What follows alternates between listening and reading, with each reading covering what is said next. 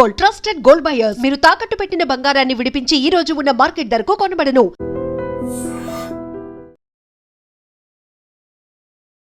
Hi hello నమస్తే, welcome to I dream. నేను Rachel. రకరకాల వార్తలు రోజు చూస్తూనే ఉన్నాం కదా. అయితే ఈ మధ్య కాలంలో అశురెడ్డి వార్త మీ అందరికీ తెలిసిందే. మరి అశురెడ్డి ఇలా వార్తలో ఎందుకు ఎక్కాల్సి వచ్చింది? అందం, తెలివితేటలు, బిగ్ బాస్ ఫేమ్ ఇవన్నీ ఉండి కూడా ఇంతటి దారుణం చూస్తున్నాము అని అంటే అసలు ఏమై ఉంటుంది దీని వెనకాల? తప్పు ఎవరిదంటారు? మహిళలు ఈ తెలివితేటలు ఉండి కూడా, సంపాదించేంత స్తోమత ఉండి కూడా ఇలా బయటకు వస్తున్నారు అంటే దీన్ని ఏ రకంగా అర్థం చేసుకోవాలి అని తెలియపరచడానికి వాళ్ళ మనతో పాటు ఉన్నారు motivational speaker and language trainer Vijaya Bangaru garu మనతో పాటు ఉన్నారు. వారిని అడిగి మరిన్ని విషయాలు తెలుసుకుందాం. నమస్తే మేడం. నమస్తే రేచల్ గారు. బాగున్నారా? బాగున్నాను, మీరు ఎలా ఉన్నారు? బాగున్నాను. థాంక్యూ. ఈ మధ్య కాలంలో చూస్తున్నాము, ఒకప్పుడు వార్తలు వేరు, ఇప్పటి వార్తలు అయితే నిజంగా షాకింగ్ అనిపిస్తుంది.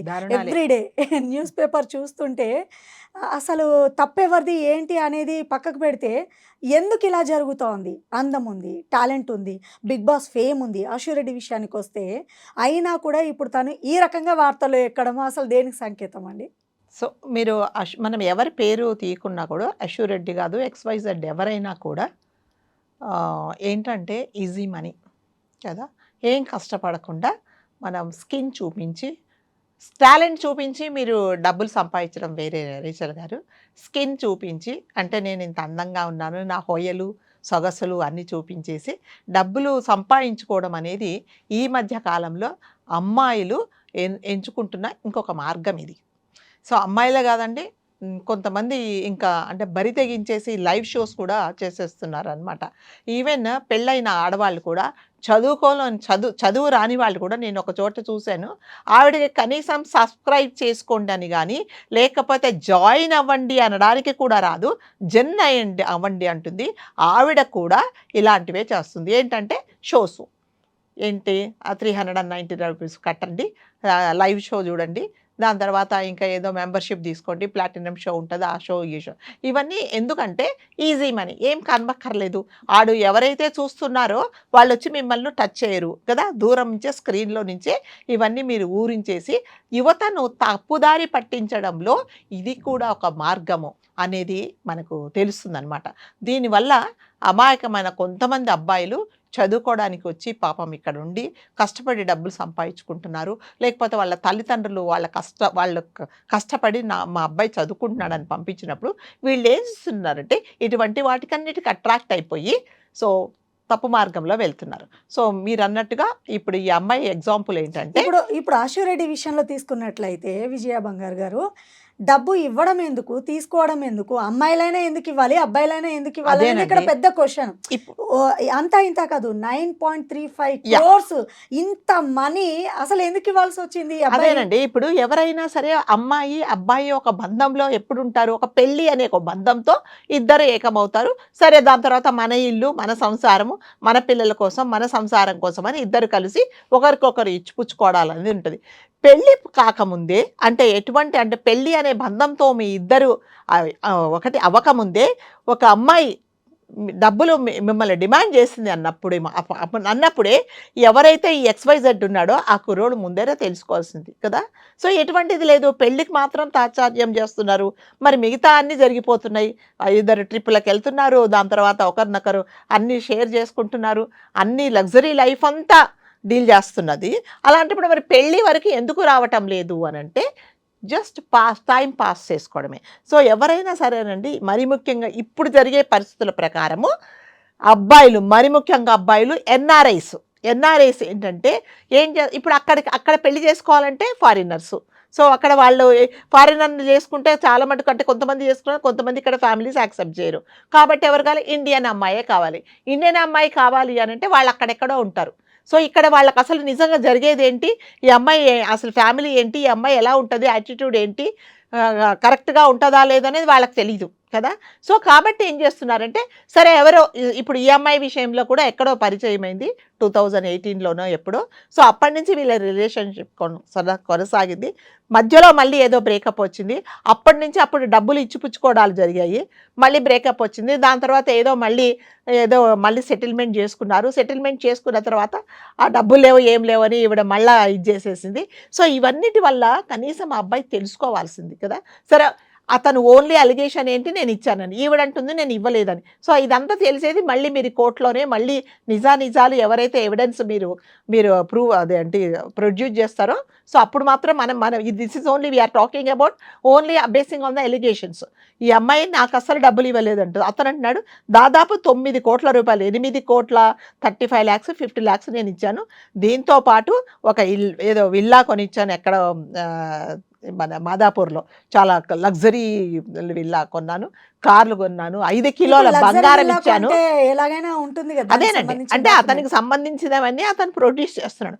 ఈవిడేమంటుందంటే నాకు సంబంధం లేదు అని. సో ఇక్కడ ఏంటంటే రేచల్ గారు అస్సలు ఇవన్నిటికీ కారణం ఏంటంటే డిసిప్లిన్ లేకపోవడం. అమ్మాయిలకు ఈజీ మనీకి, ఐఎమ్ సారీ టు సే అందరు అమ్మాయిలు కాదండి, కొంతమంది అమ్మాయిలు వాళ్ళ కష్టాన్ని నమ్ముకొని వాళ్ళ నీతి నిజాయితీగా ఉండే అమ్మాయిలు చాలామంది ఉన్నారండి. కొంతమంది అమ్మాయిల గురించే నేను మళ్ళీ మాట్లాడుతున్నాను. ఈ కొంతమంది అమ్మాయిలు అంటే ఈజీగా మనీ రావాలి. ఎలా రావాలి? దట్టు సిటీకి వచ్చిన తర్వాత ఒకలాంటి లగ్జరీ లైఫ్కి అలవాటు పడిపోతారు. లగ్జరీ లైఫ్ వేలే, బ్రాండెడ్ లైఫ్ వేలే. సో బ్రాండెడ్ ఏంటి, చాలా ఒక 20,000 30,000 బ్యాగ్ ఉండాలి.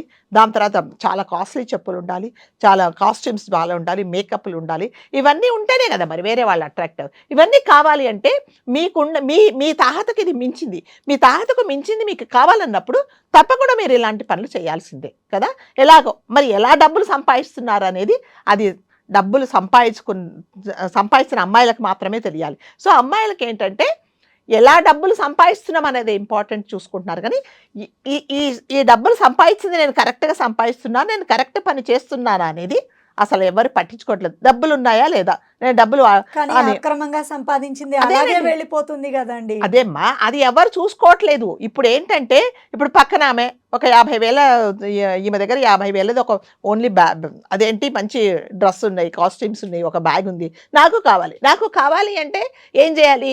సో నేను కొనలేను అన్నప్పుడు ఏం చేయాలి? నాకు ఈజీ మనీ కావాలంటే ఇలాంటి ట్రాప్ చేయాలి. కానీ ఇక్కడ విజయ బంగారు గారు మీరు ఒక విషయం గమనించాలి. పిల్లలు అమ్మాయిలు యంగ్ ఏజ్లో ఇలా మీరు అన్నట్టుగానే క్విక్గా మనీ సంపాదించడానికి ఇలాంటి దారులు వెతుక్కున్న తరుణంలో పేరెంట్స్ ఏం చేస్తున్నారు? పేరెంట్స్ ఎందుకు ఎందుకు చూస్తూ వదిలేస్తున్నారు? ఇక్కడ పేరెంట్స్ ఏంటంటే మరి ముఖ్యంగా ఈ అమ్మాయి విషయంలో పేరెంట్స్కి, తల్లికి తండ్రికి సఖ్యత లేదు.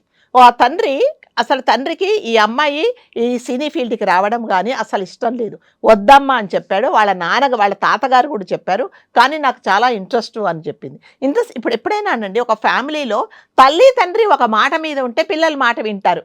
తండ్రి వద్దు అన్నప్పుడు, తల్లి సపోర్ట్ చేసినప్పుడు ఏమవుతుంది? ఇప్పుడు తల్లి సపోర్ట్ చేసినప్పుడు తల్లి మంచిది అయిపోతుంది. ఈ అమ్మాయి విషయంలో జరిగింది కూడా అంతే. తండ్రి ఏం చెప్తున్నాడంటే నాకు మా ఆవిడతో అసలు సంబంధం లేదండి, నేను అసలు ఆవిడతో మాట్లాడిన మీరు మీడియా వాళ్ళు చెప్పేదాకా నాకు అసలు ఇన్ని దారుణాలు జరిగాయని తెలీదు. మేము ఎప్పుడో పెళ్లి సంబంధం అనుకున్నాము, అతనికి ఆల్రెడీ పెళ్ళయింది, అతని మీద చాలా ఎలిగేషన్స్ ఉన్నాయని మేము డ్రాప్ చేసుకున్నప్పుడు ఈ అమ్మాయికి వద్దమ్మా మనకు ఆ సంబంధం వద్దన్నాం. తర్వాత ఏం చేసింది ఈవిడ తల్లి ఎవరున్నారో ఆవిడ వీళ్ళతో కాంటాక్ట్ చేసుకొని, ఎందుకు? డబ్బులు. సో డబ్బులు ఉన్నవాడు ఖండించాలి కదా, అది కరెక్ట్ మార్గం కాదు అని చెప్పి ఈ రోజు పరిస్థితి. ఇప్పుడు వాళ్ళ తండ్రి అదే క్లెయిమ్ చేస్తున్నారు, తల్లి అనేది ఇచ్చేసింది, ఆమెను ఎంకరేజ్ చేసింది కాబట్టి నేనేం చేయలేను, సో జరిగిన దానికి నాకు ఎటువంటి సంబంధం లేదు, ఏం జరిగిందో అన్ని కోట్లు తీసుకుందానని చెప్తున్నారు. మరి అది ఎంతవరకు నిజమో అని. సో ఇక్కడ ఏంటంటే పాయింట్ ఏంటంటే తల్లి తండ్రికి సఖ్యత లేదు కాబట్టి ఈ అమ్మాయి అడ్వాంటేజ్ తీసుకుని, ఎందుకు? తల్లి సపోర్ట్ చేస్తుంది, తల్లి వచ్చి సపరేట్గా ఉంది, ఈ అమ్మాయితో పాటు ఉంది. సో ఈ అమ్మాయిని కూడా ఈ తల్లి సపోర్ట్ చేసింది. అమ్మ నీకు ఎన్ని క్యారెక్టర్స్ వస్తున్నాయి, అసలు నీకు ఎందుకు ఇంత డబ్బులు ఎక్కడి నుంచి వస్తున్నాయని తల్లి అడగలేదు. ఎందుకంటే బికాస్ షీఈస్ ఎంకరేజింగ్. ఆమెకు ఏంటంటే డబ్బులు కావాలి. సో కాబట్టి వీటన్నిటికీ ఏంటంటే డిసిప్లిన్ అనేది లేదు. ఎప్పుడైనా మనకు ఎథిక్స్ లేనప్పుడు ఇలాంటి చిక్కులలో సరే అతను ఇచ్చాడా, ఈమె తీసుకుందా అనేది తర్వాత ప్రూవ్ అవుతుందండి. ఎందుకంటే నేను చూసింది కదా, this is basing on the allegations only now we're talking. ఒకటి ఏంటంటే ఎవరైనా సరే అమ్మాయిలు ఏంటంటే మీరు అసలు డబ్బులు సంపాదిస్తున్నారు, ఏ విధంగా నేను సంపాదించాను, ఇది అంటే క్రమంగా అంటే సక్రమంగా సంపాదించానా లేకపోతే ఎవరినన్నా ఇది కూడా ఒక రకంగా చీట్ చేయడమే కదా. నమ్మించేసి నేను పెళ్లి చేసుకుంటానని చెప్పేసి అన్నీ అతనివన్నీ నువ్వు నిజంగా ఈ విషయంలో నిజమైతే లాక్కొని మరి అతని ఇవన్నీ నువ్వు చేసే డబ్బులన్నీ తీసుకొని అతన్ని అన్ని విధాలుగా వాడుకొని ఇవాళ నువ్వు ఇష్టం లేదు, నాకు వద్దు అని అన్నప్పుడు అతను ఏమన్నా నేను ఖర్చు పెట్టాను కదా, నువ్వు క్లెయిమ్ చేయమంటున్నాడు. అంతే కదా. సో ఎవరైనా ఖర్చు అంటే ఫ్రెండ్షిప్లో ఉండండి. ఇప్పుడు మీరు మీ ఫ్రెండ్ ఉంటారు, సరే చక్కగా ఇద్దరు వెళ్తారు, టీ తాగుతారు, లేకపోతే ఇద్దరు కలిసి ఏదో కొనుక్కుంటారు, అంతవరకు ఉంటుంది.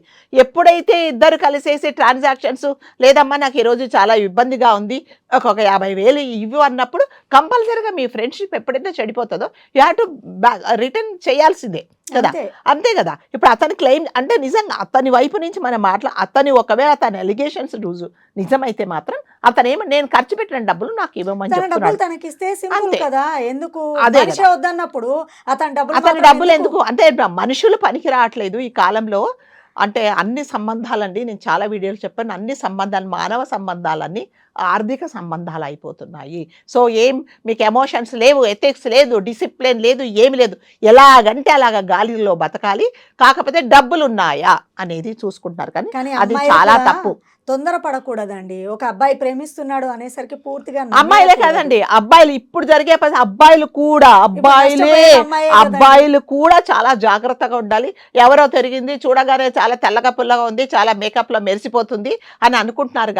కానీ ఇది అసలు ఏంటి, దీని వెనక ఏంటి, అసలు నేను ఈ అమ్మాయితో అంటే కలకాలం కాపురం చెయ్యాలి, జీవితం అంతా ఈమెతో నేను ట్రావెల్ చెయ్యాలి అంటే అసలు ఎలాంటి లక్షణాలు ఉండాలి.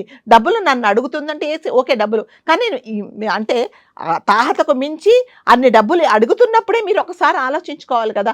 మరి ముఖ్యంగా ఎన్ఆర్ఐస్ చాలా జాగ్రత్తగా ఉండాలి. మీరు ఎవరైనా సరే సూచన అనుకోండి, సజెషన్ అనుకోండి, ఒకవేళ నేను ఒక చిన్న సలహా ఇస్తున్నాను అనుకోండి.